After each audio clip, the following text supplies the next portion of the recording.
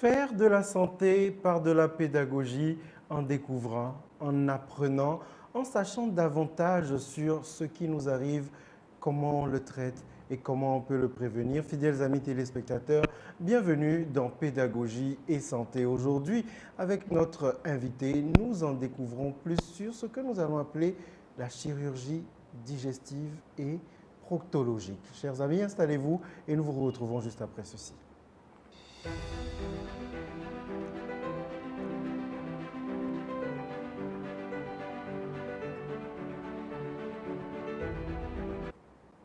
Notre invité d'aujourd'hui qui nous fait le plaisir et l'honneur de sa présence sur nos plateaux est chirurgienne digestive et proctologique, Dr Lomdo Massama Kassirat.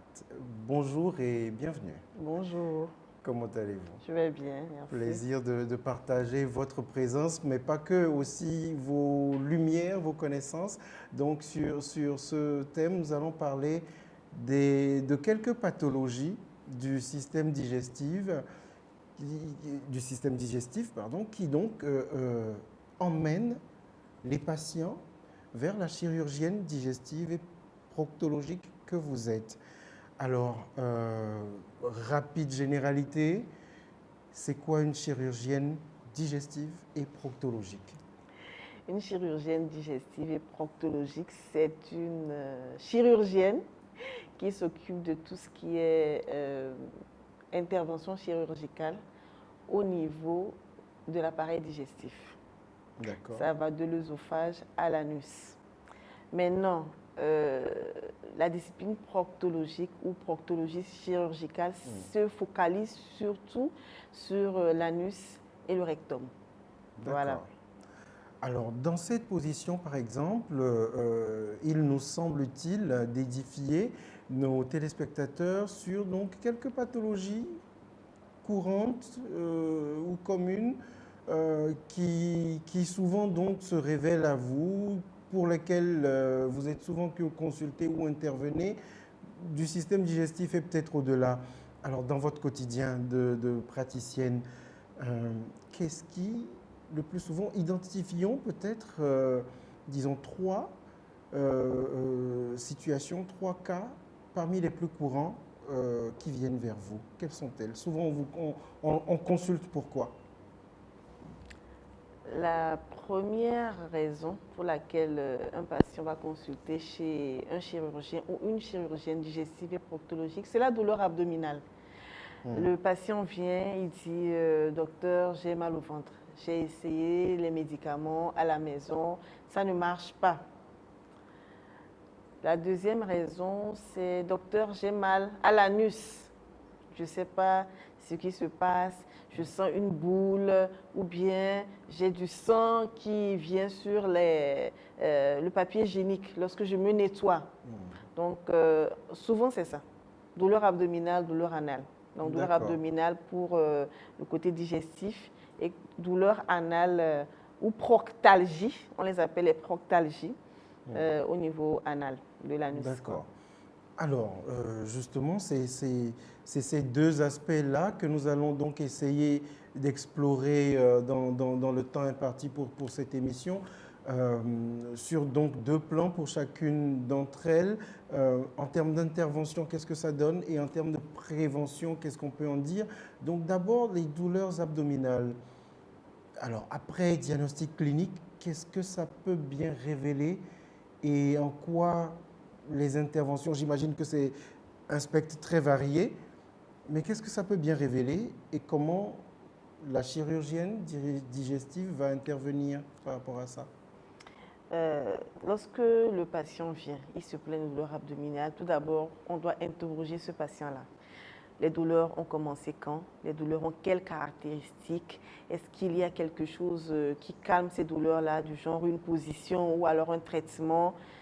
Comment ça évolue avec le temps? Est-ce que ça s'aggrave ou bien est-ce que ça s'améliore? Combien de temps cette douleur-là dure? Ça semble anodin, mais ce sont des questions qui permettent d'orienter vers certaines pathologies. Vous voyez?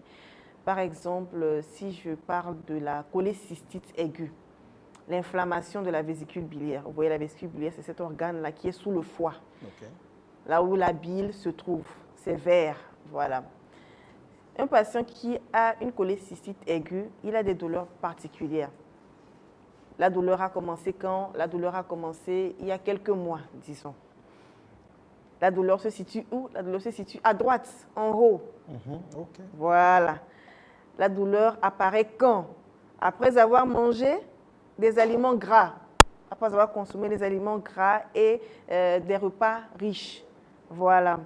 La douleur, est-ce qu'elle est calmée par certains médicaments ou bien une position? Oui. Lorsqu'on se couche sur le côté, oui, elle est calmée. Vous voyez? Donc, les questions que l'on pose aux patients nous permettent d'orienter le diagnostic. On ne peut pas poser un diagnostic précis parce qu'on a besoin de pouvoir confirmer cela, mais ça nous oriente pour pouvoir savoir quel examen demander. Si le patient a une douleur qui m'oriente vers une colique hépatique qui est, disons, évocatrice de cholécystite, je vais lui demander une échographie ou lui demander un scanner. Donc, à ce moment-là, on va voir que la vésicule biliaire est épaissie, la vésicule biliaire a des calculs, la vésicule biliaire a un aspect particulier, ou bien elle est même perforée. D'accord. Voilà. Ça peut aller jusque-là. Ça peut aller jusque-là, lorsque l'évolution, l'évolution a pris suffisamment de temps, disons, lorsque le patient a tardé avant de consulter. Voilà. Maintenant, après ça, si c'est une pathologie chirurgicale, on a deux choix. Soit on opère en urgence, soit on opère en programmé, en différé. Mais dans le cas de la cholécystite aiguë, initialement, les recommandations que nous avions, c'était on n'opère pas, on attend, on refroidit, on attend que l'inflammation diminue, on met sous antibiotiques et après on opère. Mais les nouvelles recommandations font qu'un patient qui a une cholécystite aiguë doit être opéré. Et cette intervention, on peut la faire de manière invasive, c'est-à-dire qu'on fait carrément une incision au niveau du côté droit, là où le patient avait mal, là, on fait une incision là-bas et on enlève la vésicule biliaire. Ou bien on fait ça de manière mini-invasive avec la célioscopie, où on fait quelques petites incisions et on introduit une caméra et des instruments dans l'abdomen. Et on gonfle en fait l'abdomen, on insuffle du CO2 dans l'abdomen, ce qui nous donne un espace suffisamment important pour travailler. Voilà. Et après ça, lorsque la vésicule biliaire est extraite de l'abdomen, on l'envoie au laboratoire pour savoir est-ce que c'est une cholécystite, est-ce que c'est une vésicule biliaire qui est juste inflammée et infectée, ou bien il y a un cancer qui se cache en dessous. Donc tout ce cheminement-là est indispensable pour pouvoir atteindre l'objectif de guérison du patient. D'accord. Alors, comme vous dites, c'est tout un cheminement, c'est tout un parcours. Et alors, on a eu quelques termes techniques, mais pour moi, je le prends vraiment de manière pas très compliquée parce que on croit aussi que nos téléspectateurs sont des personnes d'une certaine culture et donc qui ont quand même accès à ces termes. Mais justement, il est complètement impossible pour le patient de déterminer qu'est-ce qu'il a. Pour lui, ça va rester des douleurs. Mais alors, en termes de prévention et de conseils, qu'est-ce que ça va être? Par rapport à la cholécystite aiguë, le conseil que je peux donner en termes de cholécystite qui sont dus à des calculs, c'est la réduction, voire l'arrêt des aliments trop riches en calcium, des aliments trop gras. La réduction, voire l'arrêt, vous dites? Oui, voilà. Parce que on a découvert que ces facteurs-là favorisent le développement des calculs. Voilà, les calculs biliaires, je veux dire. Voilà. D'accord. Donc ça, c'est dans le cas des cholécystites ou bien des vésicules biliaires qui ont des calculs. Voilà. Et ça, c'est des situations qui peuvent, enfin, c'est des cas qui peuvent entraîner rapidement des aggravations. Bien sûr, lorsque la vésicule biliaire se perfore, ça veut dire que la bile se répand dans tout l'abdomen. On parle de péritonite, c'est grave. Ça change le pronostic même du patient. Ça aggrave la morbidité du patient. Parfois aussi, le calcul se bloque. Il se bloque. Donc la bile ne va plus dans la vésicule biliaire. Donc le patient, il devient jaune. il devient ictérique. Ça aussi, c'est une autre intervention. Ça change aussi le pronostic et la morbidité du patient. Donc, mon conseil, c'est d'éviter qu'on arrive à ce stade-là. Parfois, malgré l'alimentation que l'on a, on n'évite pas de faire des lithiases vésiculaires. Mais lorsque c'est découvert, il faut prendre cela en charge. Surtout lorsqu'elle donne des douleurs, il ne faut pas hésiter à consulter. Il ne faut pas hésiter à consulter. C'est plus facile de prendre en charge un patient à froid, donc en chirurgie programmée, que de le prendre en urgence. Voilà.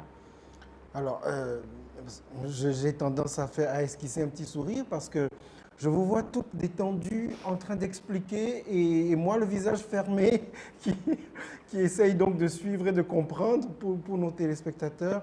Alors, dans le cas de douleurs en zone anale, en général ou de manière beaucoup plus courante, qu'est-ce que ça va être en termes de diagnostic? Qu'est-ce que ça peut être?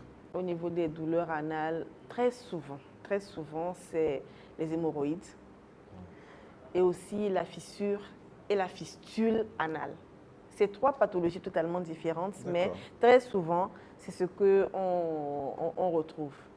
Et la particularité de ces proctalgies-là, c'est qu'elles sont supportées par le patient. C'est-à-dire qu'il y a une certaine gêne à venir à l'hôpital et à admettre qu'on a des douleurs dans cette zone-là. Alors, est-ce que c'est plus cette gêne-là qui induit à de la tolérance du patient ou bien est-ce que c'est vraiment que la douleur est tellement progressive qu'on ne la sent pas urgente? Ah non, une douleur au niveau de l'anus, elle est insupportable. Elle est tout de suite elle vous indispose tout de suite. La douleur au niveau de l'anus, franchement, elle indispose. Ça pousse le patient à même changer de position assise. Il doit s'asseoir sur une fesse et s'asseoir sur l'autre pour essayer d'être à l'aise. Mais c'est très souvent, d'après mon expérience, les patients sont très gênés. Ils sont très gênés d'exposer leur zone intime, en particulier anale. Parce que quand on pense à l'anus, on pense aux excréments, on pense à une zone qui est cachée, que soi-même on ne voit pas. Il faut cacher un peu. Et je pense qu'il y a aussi un manque de connaissances. Un manque de connaissances, un manque d'informations, parce que les patients, ils pensent qu'ils peuvent régler ce problème-là de manière traditionnelle. De manière traditionnelle. Voilà, donc il y a un manque d'informations. Le conseil, en termes de prévention, je vous sens bien venir vers le conseil général. Consultez tout de suite, n'attendez pas. Mais s'il est besoin, insistons dessus. Voilà, par rapport à la pathologie anale, en particulier pour les hémorroïdes et la fissure anale, je conseillerais en fait d'éviter tout ce qui peut constiper. Tout ce qui peut constiper parce qu'en particulier, les hémorroïdes, elles sont favorisées par la constipation. Lorsque le patient, il pousse sur son rectum, il pousse. Donc, ces hémorroïdes-là, ce sont des veines en fait. Ce sont des veines qui sont inflammées, qui sont dilatées. Le fait de pousser, ça les pousse à se gonfler aussi. Voilà. Et elles deviennent, disons, incontinentes. Donc, la constipation, elle favorise les hémorroïdes et elle favorise aussi les crises hémorroïdaires. Donc, s'il s'agit que vous êtes porteur d'une maladie hémorroïdaire, je vous conseillerais d'éviter tout ce qui peut vous constiper. Le corps humain a ses spécificités, c'est-à-dire que chacun d'entre nous a des aliments qui sont constipatogènes chez lui. Vous voyez, il y a certains, c'est le haricot, il y en a, c'est le pain à la farine blanche, il y en a, c'est le riz, il y en a, c'est toute autre chose. Vous voyez, donc, nous sommes censés connaître le fonctionnement de notre corps, de notre propre corps. Ce n'est pas le médecin qui vous dira exactement quoi manger, quoi ne pas manger. J'ai été surprise de voir qu'il y a des aliments que la plupart des patients supportent et d'autres ils disent non, moi ça me constipe. Donc c'est pour ça qu'on conseille aux patients, vous connaissez ce qui peut vous constiper, évitez-le. Franchement, évitez-le. Que vous soyez porteur d'hémorroïdes ou sain. Voilà, évitez tout ce qui peut vous constiper, tout ce qui peut provoquer aussi des diarrhées intense. Ok. Voilà. Ben, docteur, merci beaucoup. Ça n'aura pas été suffisamment long, mais nous ne pouvons que vous remercier davantage pour votre temps, pour vos connaissances partagées, pour cet engouement, cette passion avec laquelle vous vous rendez utile tant à nous qu'à la population mondiale, parce que ce média est une web télévision et c'est de par le monde que nous suivons et immortalisons vos interventions. Merci, docteur. Merci à vous. Fidèles amis, auditrices, téléspectateurs de par le monde, nous mettons ainsi fin à ce numéro de Pédagogie et Santé. Vous remercions de l'avoir suivi et vous donnons rendez-vous continuellement pour d'autres numéros. Au revoir.